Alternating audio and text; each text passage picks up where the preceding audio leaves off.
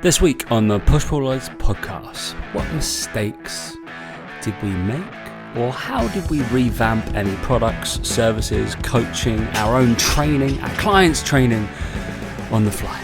3, 2, 1. I can breathe. Hey guys, welcome to the Push Pull Legs podcast with myself, Damik. And me, Alex Tom Mosey.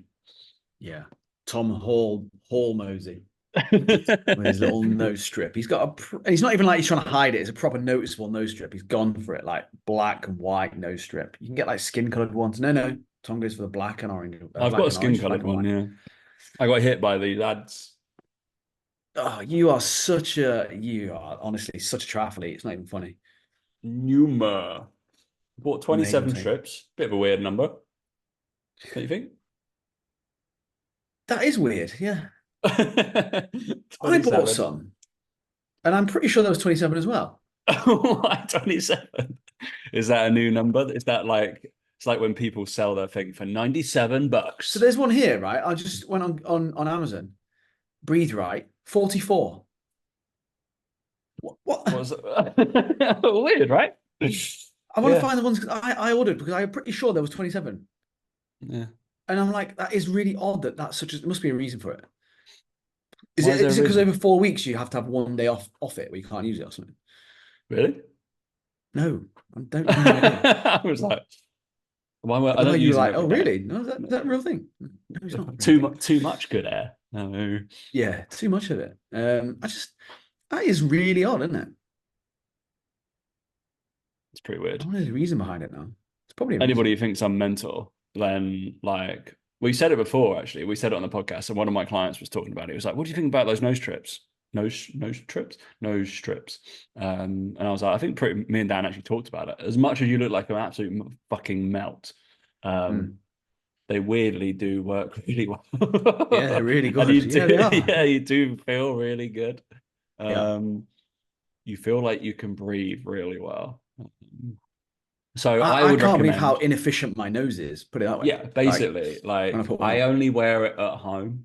Like if I'm working at my desk at home and I'll be at home for a while and sleeping, yeah, that's the only time I'm wearing it. I'm not gonna go to work with it on. I'm not Alex Hormozy where it's like, oh, I'm just part of you, is it? No, that's a bit fucking mental. It's a bit much, that, isn't it? Yeah. I don't have $400 million, so he can do what he likes. So. And the rest. Is he a billionaire yet? I know he wants to be, obviously. Possibly a net worth. I don't know if it's actually got it. Because that's his whole thing, isn't it? He was like, he's documenting his whole journey to become a billionaire. Yeah. That's his, because nobody else did it. That's right. They're too busy becoming a billionaire. Exactly. Yeah. Well, YouTube wasn't probably around at that point. They didn't give a shit about it. That's probably why. Didn't care about having growing followers and all that shit. Not many of them are all done by what's his thing? Equity? No. What's his website? His company? His big Acquisition.com. Acquisition.com. There you go. I can't remember. I buy smaller companies and make them bigger. Yeah. Cool. Anyway, it sounds like a lot of work to me. Fucking hell, Jesus. Yeah, just okay. retire, mate. Just retire, mate. Innit? Just retire. No, you get to that much, I'd be like, Surely I'm you good. retire, don't you? I'm good. Surely. Yeah. How much better can life get? I can probably play golf every day and chill out. It's fine. Me and Mike talk about this regularly about like what drives some people. Like, why don't they just Stop? Like what? Yeah. And there must be something about it that you just keep going. There must be a reason. It must be not enough. It must be that you didn't define what enough is. It must be something like that makes you keep going. You know? Annoying. Yeah, annoying. I feel like, but to be fair, like my dad's retired, not a millionaire by any like stretch of the imagination, but he's on a maximum wage pension, so he's doing all right with no mortgage, so he's chilling.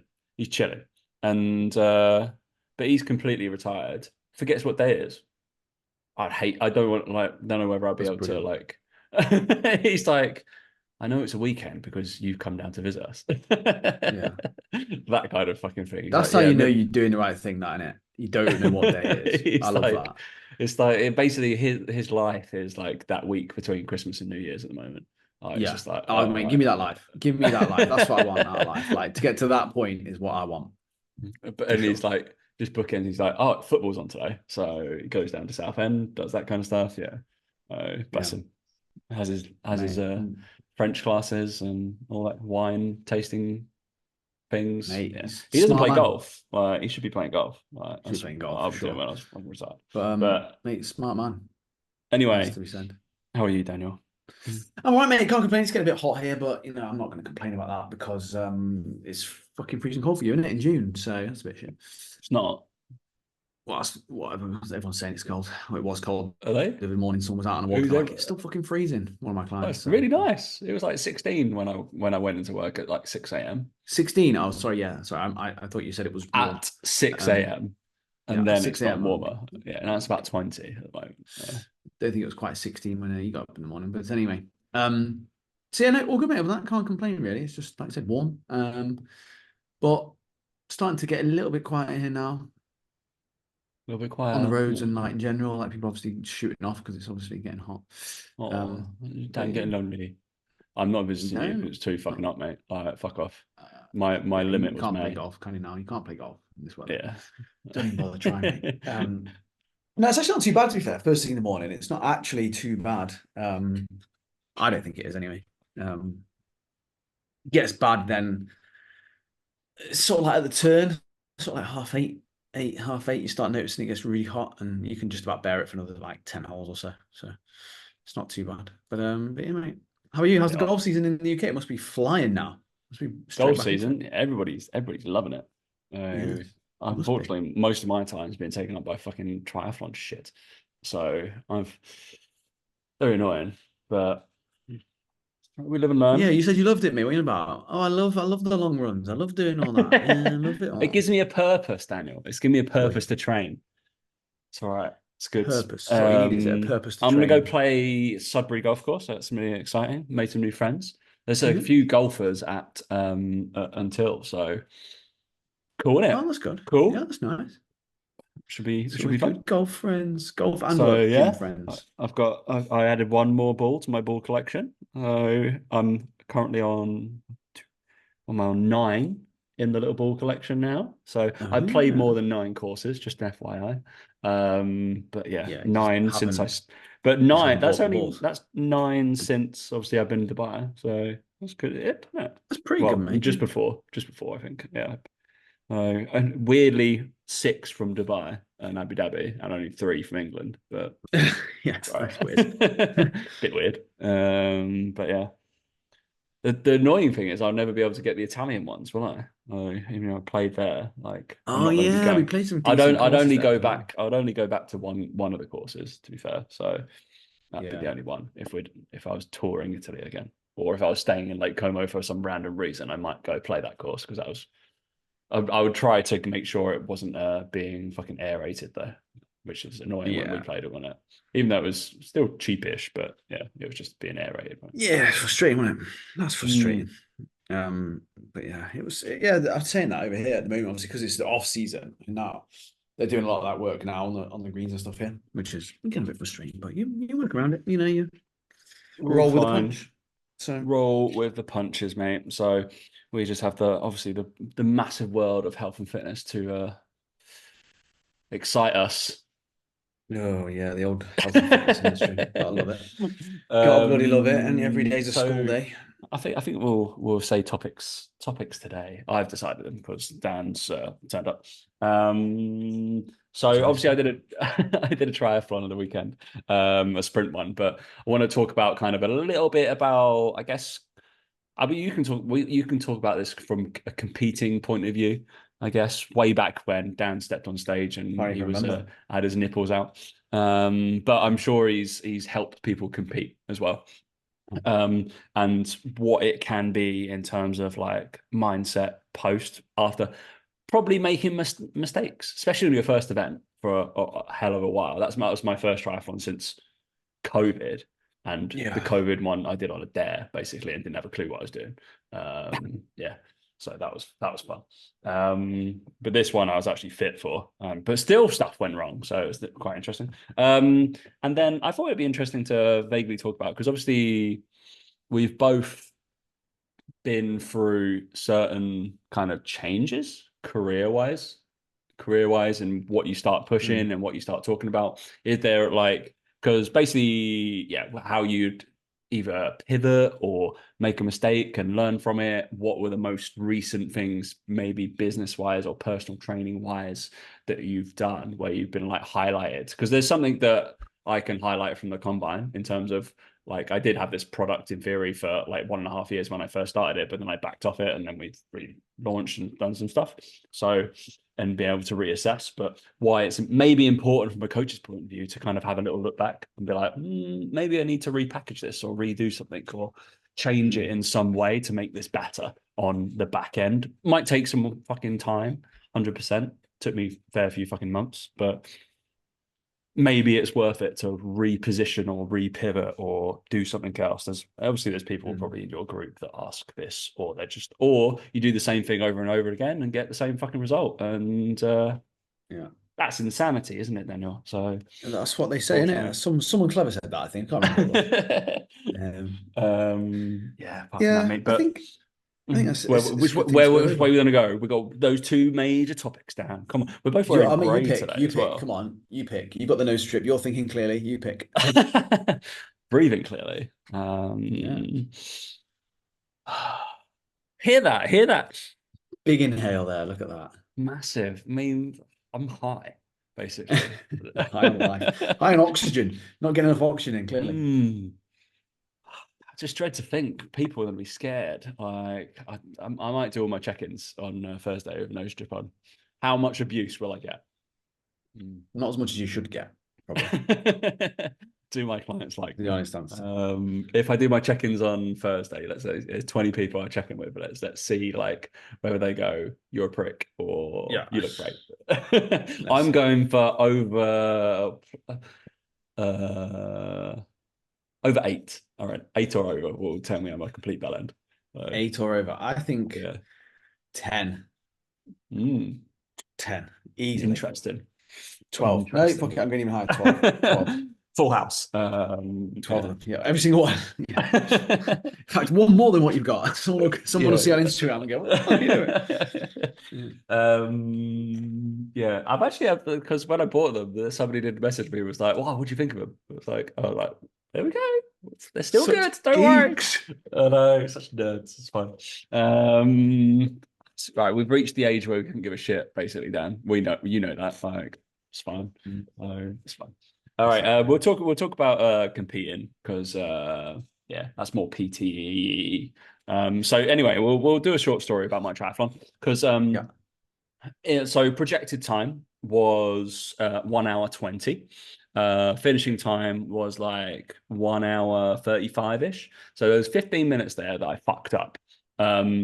Basically, the reason being, I made a mistake of not preparing myself in terms of my wetsuit. I did not wear it for like 4 weeks prior, because I hadn't been open water swimming for 4 years, and I hadn't worn my wetsuit for 6 months. Good work, Tom. Good prep. Well done. Good job. Always train how you play train and all that. So that was the issue. I have swum, obviously, a lot. Actually, probably the strongest part of my fucking triathlon would be my swim.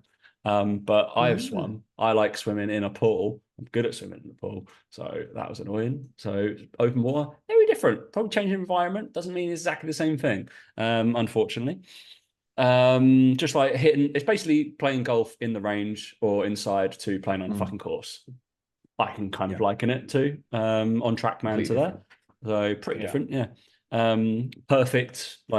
perfect water, all good, you can see clearly, blah blah blah, no wetsuit, and then go outside, it's open water, wetsuit, fucking waves are going up and down, people are kicking you in the face, but all good. I've just frozen there, Daniel, but can you still see me? I've frozen, mate. Yeah, I can still hear you, and I can see your frozen face, mate, with your little nose strip on. But I'm going to change my camera and see whether it changes. Yeah, we go. I think my camera went crazy. But just slightly less clarity. Probably beneficial for you, slightly less clarity to my other camera. Where was I All I can going? see is a black nose strip. That's all I can see, mate, to be honest with that. It's just there. So You were talking about being kicked in the face by swimmers in yeah. dirty, Anyway, murky water. so Yeah. yeah, so the reason being, so the wetsuit actually constricts you. So then I went on to some research things. So I couldn't catch my breath, so I kind of panicked. Weirdly enough, big lake, you're swimming, can't catch your breath, sends you into a little bit of a panic. So I was like having to breaststroke, try and catch my breath, try and catch my breath. But the reason is I couldn't catch my breath is the wetsuit restricts your kind of breathing patterns. And people Yeah. are like, "Oh, how hard can it be?" If you've never done it, you don't know. Honestly, honestly. People who are on wetsuit wearers or triathletes or swimmers, not taking your opinion into account. Absolutely fine. There's so many people who panic in the swim, and it's perfectly valid. It's weird scenario, but then we looked at me and my buddy, who's a sports cardiologist, Nathan. He was like, "That's really interesting." He was like, "I wonder if there's any research on it." He's a researcher, just FYI, for UCL. Yeah, not a And he geek. was like, He's not just sitting at home looking at research. oh, yeah, It's his job. let's get this on. So yeah, so he picked up some stuff and he was like, yeah, there's literally good research on this. There's like neoprene wetsuit, like some research on it was like 15 to 20% respiratory kind of like decrease basically of like tidal volume on your lung capacity. And he was like, yeah, that's a fucking major difference. Like that's why you should train in your fucking wetsuit. You're essentially, imagine you're basically putting rubber bands around your lungs and you're doing a banded breathing technique because you haven't pushed against it. Take 20% away. I know what you should have done. You needed an altitude training mask. That's what you needed. Boom. God, they haven't come back round, have they? That would have worked, man. Can you imagine? They'll come back around again. All these nose strips, mate. You guarantee that you're next on the list of the Facebook. Mate, but the nose strips make me breathe better. Those ones just stop you breathing. So yeah, I know which one I'm choosing. No, but you got it's like contrast bathing. You got to do one then the other, one then the other, one then the other. You got to have a nose strip on the weird kind of the strength speed like thing. Yeah, I've got to hit heavy, so it's heavy breathing into lots of light breathing. Okay, cool. All right, okay. Sounds like a sexual kind of fantasy, but but yeah. So it's interesting how that happened, but it's basically like learning from your mistakes. Essentially, I prepped pretty well, but that is probably why you should go and compete, learn, change something.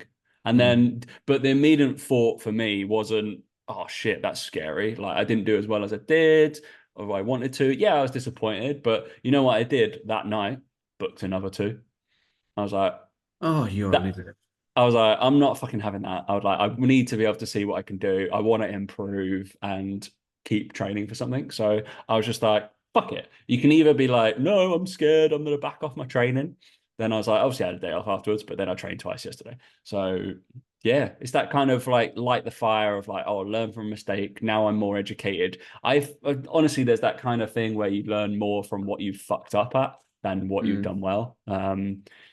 Which I guess we'll talk about business wise as well. So was there anything, I think I'm just looking at my clients as well. I had David, who unfortunately has he had an issue in the marathon where he couldn't take on any nutrition throughout his whole marathon. Still did it in like 3:30, 3:20, something like that. Yeah. But he couldn't do anything like because of how his stomach was sitting. And I was like, that is obviously something we kind of live and learn.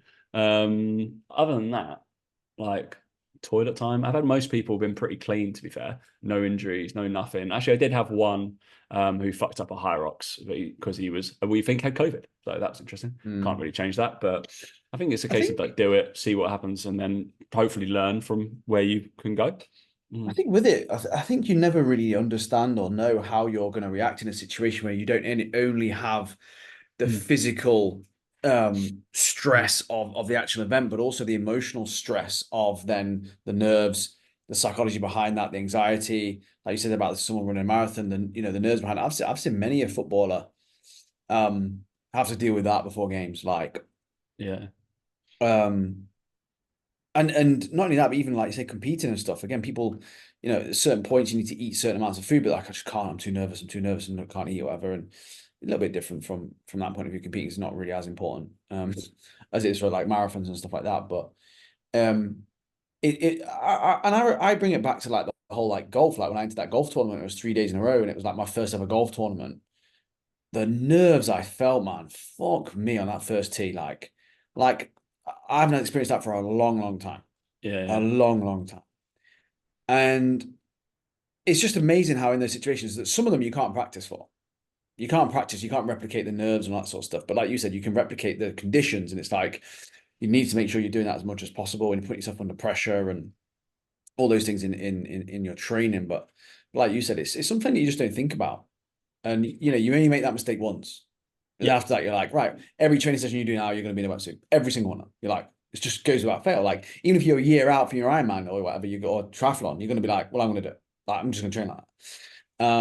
So that's one thing about it. But I think that's just where experience trumps all. I think you can read all the textbooks, you can do all this sort of stuff and know all these things. I just think that's where experience is a huge part of the job. And I think it even lends itself to online coaches and fitness coaches. I remember there was a big trend, obviously, of like evidence-based coaches, like not long ago, about 10 years ago. And obviously people still talk about it now, but it's not as big of a thing. But there was all those coaches that were like, yeah, but you've not trained anyone. I've got all this experience. I've seen this stuff happen. Like, I've seen people gain muscle and lose fat at the same time. Stop telling me you can't do it, because I've seen it happen. Oh, but evidence says this, and then people do it, and you're like, yeah, shit, actually, you should listen to them. You can do it. It's quite obvious. And it's a little bit like that with this. It's like, just because you think you don't need it, or you think that I'll be better off without it, there's a reason that people who are experienced are doing it. And you're like, oh, maybe that's why I should have done it. You realize it quite quick. And sometimes I feel like it's saying when I'm coaching these coaches, I tell them stuff. They don't listen to me until they make the mistake. And then 6 months down the line, oh yeah, I should listen to you. It's like, yeah, you needed to make that mistake because you didn't believe me until you make the mistake. So you don't believe people sometimes. You just have to experience it. And like I say, the fear and the anxiety you went through there, it's like you have to feel it to know, right, okay, next time, this is how I'm going to deal with that situation. Yeah. And it's the same with all walks of life. It's why a lot of us stick with what's comfortable and what we know rather than trying something new and different, because we don't know the outcome there. We'd rather stick with the same outcome we know, even if it's a bad one, than go into the unknown, because we don't know how we're going to react. We don't know the situation. And that's why a lot of coaches, even with their content, just post the same content, the same shitty content, and go, oh yeah, I'm still getting no leads in. Yeah, because you're not fucking changed anything. But they're too scared to change it. They don't know the outcome of doing that, so they don't do it. And there's loads of parallels you can draw on with PTs, with coaches. We talk about PTs not going to the gym floor and talking to people. It's the same sort of thing. It's the anxiety, and it's like, oh, I don't want to do it. Oh, it's scary. It's don't know how I'm going to feel. And it's just practice, right? If we'll practice talking to people, practice making different styles of content, practice swimming in your fucking wetsuit, Tom. Because then all of a sudden, when it comes to the real deal and it comes to you actually needing to do it, it's normal, it's easy. It's not an awkward part of your day. I think sometimes people build it up to be something bigger than it is, and that's where yeah, I mean, I've gone off a bit of a tangent there, but ultimately it does come back to this whole thing of like practicing things, as they're done in real life, as it were, for you certainly in that situation is really, really important. I think as well, like on that as well, and just the essence of competing. There was a reason why I went into powerlifting, because I was training powerlifters and I was like, I wanted to feel how that felt. I'd played football at a decent level. I know how that felt. I played golf tournaments. I know how that feels. I've started doing a lot more, obviously, HYROX guys and triathletes and running events. I was like, need to know how it fucking feels to do events and fucking compete for a season. Like, yeah. And it's huge for coaching. Fucking huge, even at an amateur level. It doesn't have to be, but you're just putting yourself through.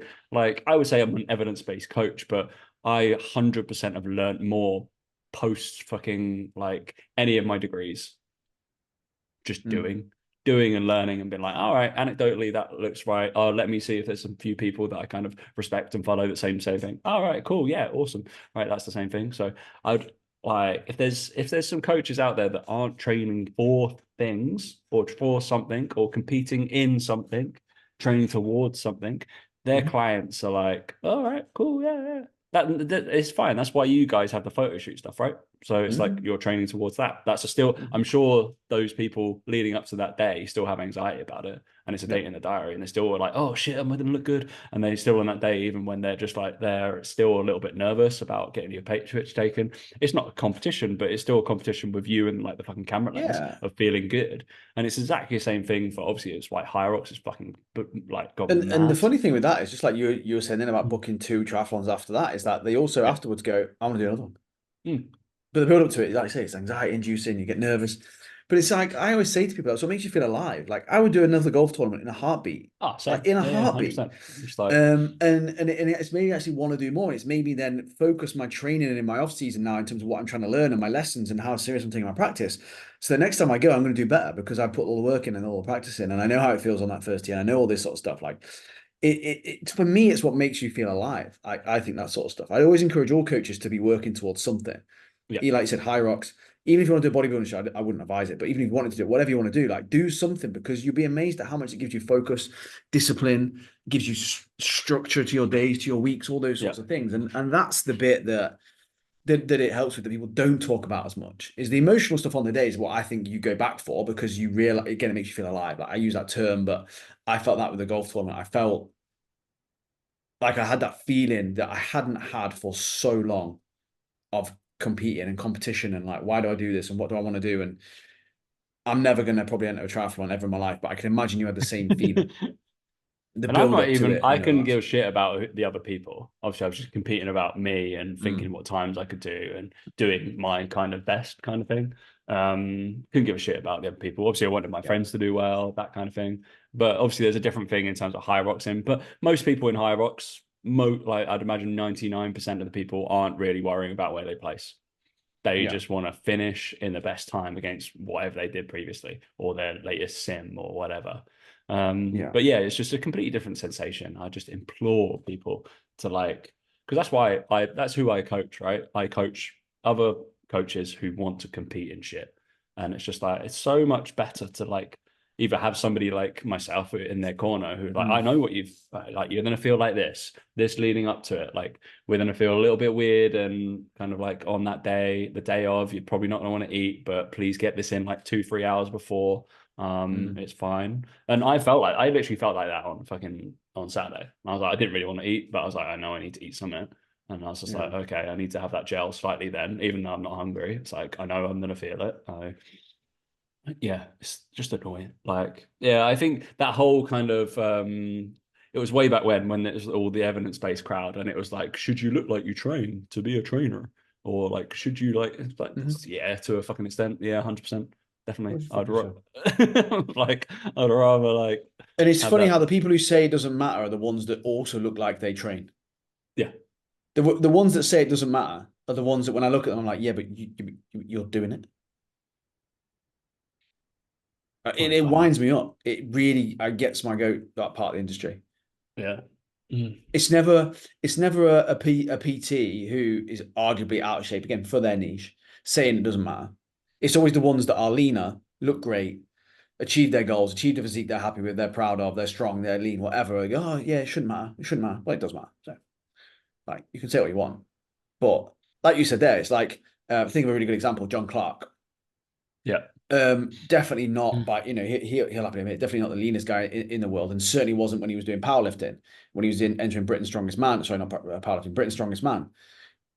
But the point was that he was on the larger side because he needed to be, because for his sport he needed to be. So it was actually good that he was in that sort of shape, because it would encourage people to go, well, he's practicing what he preaches. He does that, doesn't. And again, this whole thing about being in shape, it's like people just assume it means six pack. That is not what we mean, and what's definitely not. Yeah. What it means is that you need to be in shape for whatever journey you help people to go through, that you should have gone through yourself. That's my view of it. Is you should be able to, like say for you, Tom, you should be able to run a high rocks, do a high rocks. If you help people through it, you should know what that process looks like. And again, John Clark, the reason I bring him up is because he now has done one of our photo shoots before as a group, and he's got as lean as he's ever been in his life. And he helps people get into the leanest shape they can be. And he's shown the journey going from strongman, where he was big, to being leaner. He was like 160, was he? I think it might have tipped 170, something like that. I don't know. It might kill me for that. 160, 170, and he's now down to into the high 90s. So who knows? Who knows about fat loss better than him? He knows a lot about it, right? So people always think that we say, oh, six pack. It's not. It's about living the life. It's about living the lifestyle. It's about showing that journey of what you're up to, what you're doing. Me and Mike had a good chat about this week in terms of like our content for the rest of this year and what we want to start showing more of. And we were like, we're going to start showing more of it. I think we're going to start putting more behind the scenes of like how we build our business. Like there's loads of different things that you can do and share the journey of that we've not been as good at recently, that we know we need to share more.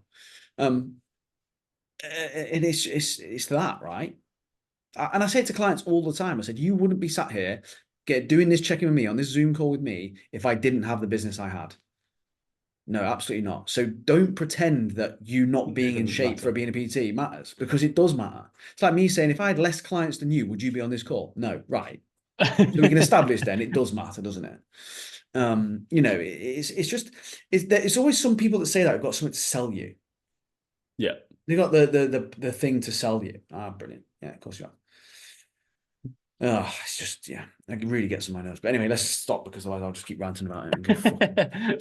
Right. So I wanted to talk about like obviously there's in like online coaching or personal training or whatever, you might have different offers or different businesses or different things that you try at certain points. Certainly, like you've gone from training people in person to training people online to nutrition to photo shoots, bodybuilding, backed off bodybuilding, and then went into more business, right? But even within, let's say within the when you were doing just personal training for like fat loss, right? Was there a product that you first launched or first did, and then you actually would like retracted it slightly and then changed it and redid some stuff?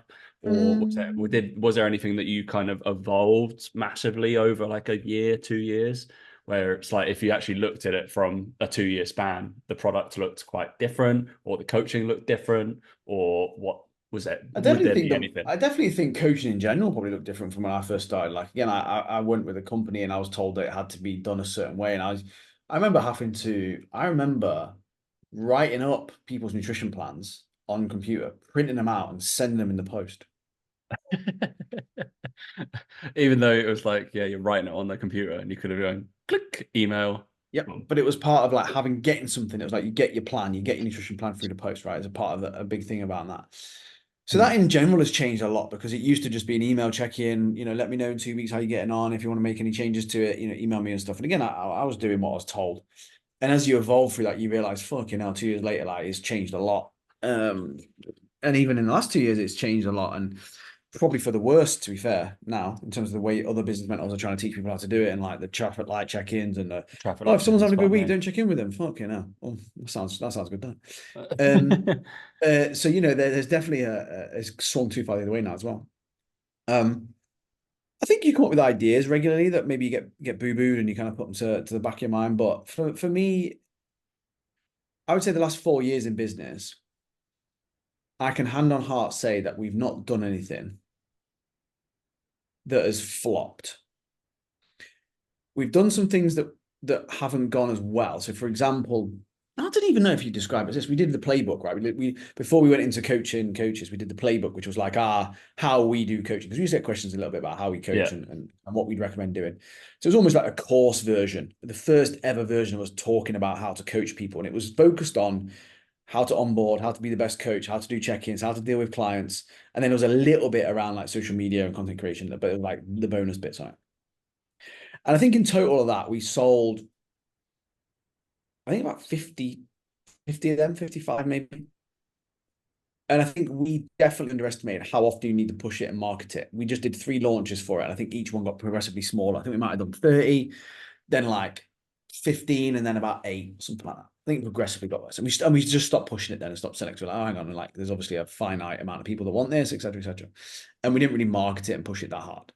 But we still use that now to this day in our coaching with people now, because actually it forms a real good basis of like, look, we teach everything about marketing and the business stuff, but you need to be a really good coach first. And nothing in what we said there has changed. Like that's still all valid. It's still, even now, which tells you how fucking backwards people are still with their coaching, that it's still all about video check-ins, how to actually do it, giving a shit about people, how to do training programs properly, how to make them individualized, all those things. They're still very relevant. So I would argue it's not really flopped. It just we didn't market it as well as we could have done. That's about the only thing that I'd say that we've done, because we did the group coaching with Blitz. That was a roaring success. We never sold kind of like one-off training plans. We never sold anything like that. I guess some of the mistakes we made more like in the Team Box days, potentially, where we tried certain things, tried certain launches, but looking back, know exactly why they failed and why they were shit, because marketing was awful, content was awful. But there's not really been a product, I would say, or service or anything like that that's been a massive, oh shit, that didn't really work out. For us anyway, because our one-to-one's just been such a mainstay of what we do.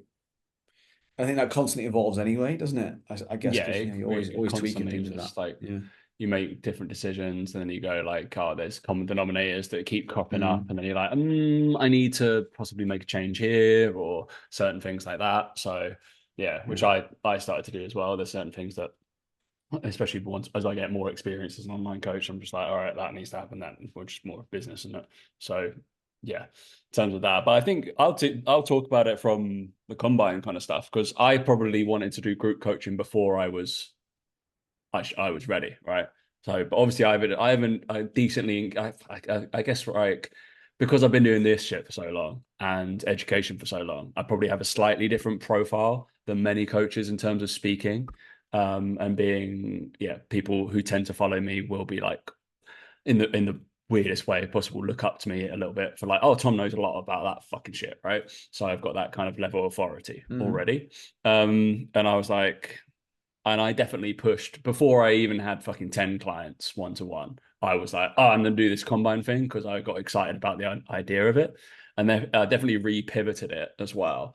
So there was two things that I did basically that I think have changed it. And now I'm settling on the product that it is now. And it's so much fucking easier to manage from a business point of view. And people are enjoying it way fucking more. Which is cool. But I think the first time I did it, I did a launch and I was brand new into shit, but I had like 15 people on it, which I was like, for the first fucking time, that was pretty good. I was like, yeah, it's cool. Yeah. And it was like a 10-week thing. That was it. You test in 8 weeks of training, then retest. Cool, crack on. But obviously, like the people didn't stay on for whatever. But I had no kind of, it was upsell in. So then I had probably like 2 or 3 that upselled into one-to-one coaching, but then the rest just fucked off basically. And I was like, okay, this isn't just a launch, is it going to be evergreen? And then I made the decision to make it evergreen, that you could sign up at any time, and it was just constant programming. And a lot of coaches have that product, especially in my field, where they just do a generic program and you can sign up at any time and you kind of just go and go and go. And when I was talking to Suk, and he was just like, that makes it really fucking hard to market, right? And I was like, yeah, literally. Like, I have no kind of point where I'm going towards. It basically I'd have like 1 or 2 kind of join each month and then 1 or 2 drop off each month. And I was just like, this is fucking useless. I don't really understand why I'm doing it. And it was just training. I didn't feel like it was any of my effort. So it probably didn't get that much love.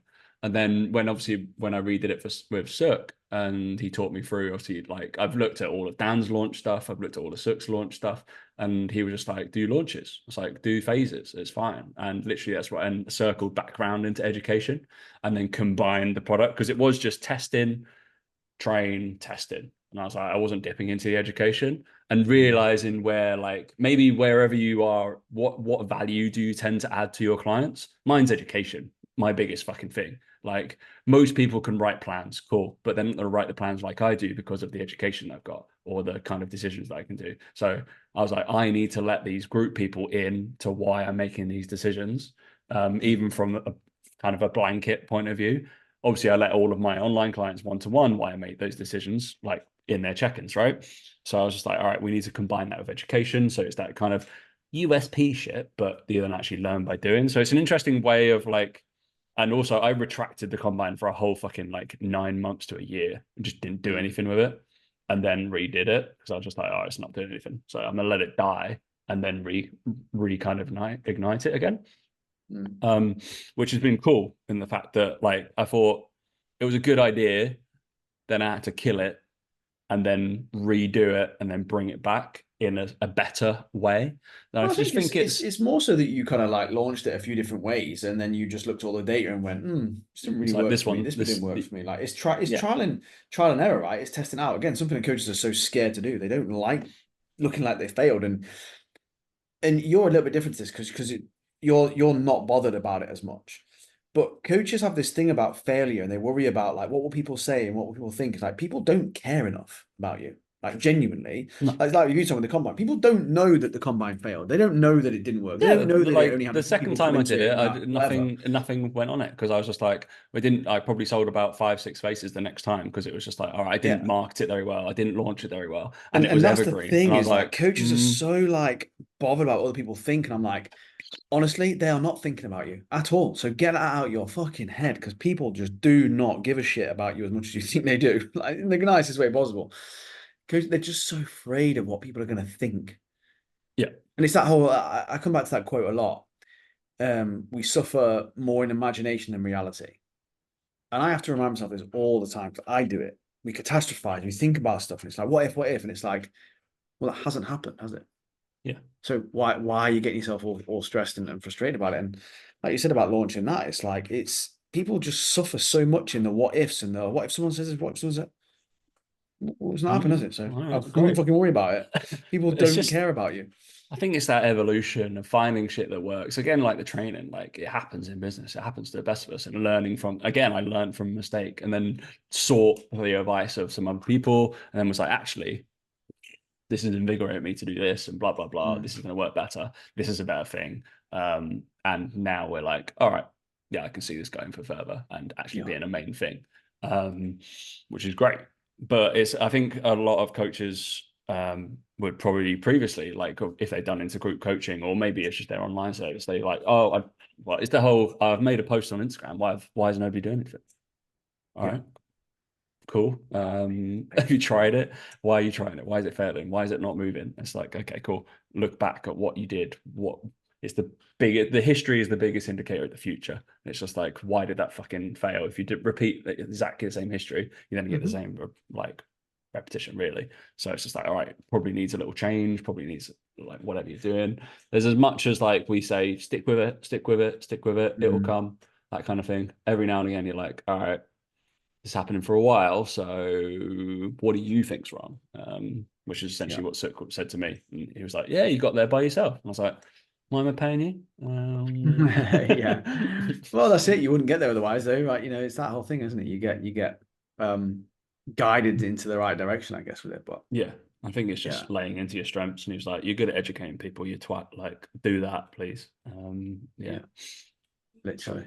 It's cool. Yeah, it's just interesting. I'm sure a lot of coaches have resonated with it, or like have had a product, and then it probably might have been a good product. You just got to kind of step back and be like, actually, what does that person, the people who had signed up, what do they want from it? Did you deliver that? No, probably not. Like, why have they all signed up? Because it's you, or because of something else? Because of what? Yeah. Or previously, why aren't they signing up? Is it because you're not laying into the stuff you do? Like Dan's probably not gonna. Like he's shit at golf, so he doesn't hit the ball very far. Don't bring out a golf product, Dan. Nobody's going to buy that. Well, I was going to bring one out as well. Fucking you just killed me. Just killed my dreams. Do not bring Dan's putting sim out. Hey, mate, I broke 30 putts on Monday, 29 putts in a round, so can't come up with that anymore. Unlucky, mate. Unlucky. Well, it was a 9-hole course, but... yeah. It was pitch and putt, but it's fine. 9 holes. Putt. I'm surprised I didn't putt me. Yeah. Well, that was a nice and enlightening show to everybody. We're cruising into the 40-minute mark. We're going to keep it tight 43, right? All shows are always a tight 43. Always, mate. We talk too much as it is, so we'll just stop there. Lovely. We will stop there. Is there any other business that we haven't checked on Cam? I feel like we should probably. No, he's boring me now, Cam. He's boring now. He's just saying shit. I've seen all his recipes now. He's boring me now. It's nothing exciting. Unfortunately. You got to find someone else now. There's got to be somebody we can unearth. There's enough lunatics. I feel like we're giving Cam too much exposure. I think that's why his followers have grown, because we're talking about him. So it's like, all the people that watch this, they're just all following him, and it's just like, I just feel like they're taking the limelight away from us, so I don't like it. Oh, there's some angry fuckers on there though. But I had some moron fucking troll me last week. So I was like, I'm gonna start doing that more, of like just doing this guy's a prick. This is why I'm doing this. For Who trolled you, Tom? I don't know, some menace of society. I made a post about I think 60 likes, 20 on comments. Love it. 20 of them were me. No, it was like, what was his name? The Fraz dog. There you go. The Fraz dog. Fraz dog, mate. He's when I clicked on his profile and I was like, classic, right? He's bought fucking he's into interests power building. Of course he is. And then one of his things is like Juggernaut training systems. I was like, yep, of course. All right, wonderful. He's like bought a fucking Louis Simmons book, and now he thinks he's got a gift to strength training. All I made a post about was fucking a bird dog row, like, and talking about supersets. And then he just went off on one saying, "Oh, is this the guy that was like going on about how like you can row more than that?" And I'm like, "You're clearly not doing that for the row part of the movement." I was like, it was so funny. Like one of the what's his name? And he's just like, if you went on your page, you would quite easily see if you just went down there that you lift heavy things and advocate it all the time. It's just so funny. They're just people were just like, boom, face value. That guy's doing. Why is he not rowing heavier? He should be doing that for stability. And then I was just like, well, Exos have got the record amount of NFL players into the NFL, like through combines or drafts and stuff. They use this with every single one of their athletes. Altus use it with all of their Olympic athletes. And then I said, like, overtime athletes use it for all their draftees. He was like, sports specific training is way different to strength. I was like, what? Is it? I've got a master's degree in it, and I don't think it is. So I don't think it's really different. I just think that, like, I don't understand, like, you different. can't. I don't understand how his comment was like, you can't move the goalpost. Like, you ever talked Yeah, about yeah. it being a strength training thing? Like, no, I didn't. Like, I work with people for like performance. I just love how people are idiots. I know. I was just Just like, he told, yeah, he stupid. said, like, you, why are you moving the goalpost? And I was like, the sport specific exercise is way different. But when did I even talk about that? I didn't talk about strength whatsoever. It's because I wrote squats, deadlifts, and bench. The thing that I find funny with this piece of content that people need to take a lesson from is it's people who don't read a caption. They just see that and they put their own personal bias on, like, well, like, I'm a powerlifter, that's bad for me. Okay, great. I couldn't give a fuck, man. I'm not a powerlifter, and neither are my clients. So I don't work with people like that. Even this other one, muscle-fied, heavy compound, that one's followed fine. by some unstable row, therefore reducing what every muscle group could get out of better organized training. For what? Like, for what? What? Just because you're a meathead who just fucking does compound movements? Like, I just find it odd that people. Again, it just shows the average level of intelligence of most people. To be honest, that's what I always think. I always feel like that. It just shows the average level of again, ability to fucking read, number one, but number two, the average level of intelligence is so low, like, unbelievable. They, like you say, they read a book, they think they know a few buzzwords from squat, deadlift, and bench, and they go, oh my god. They're like they're like, everybody should squat, deadlift, bench.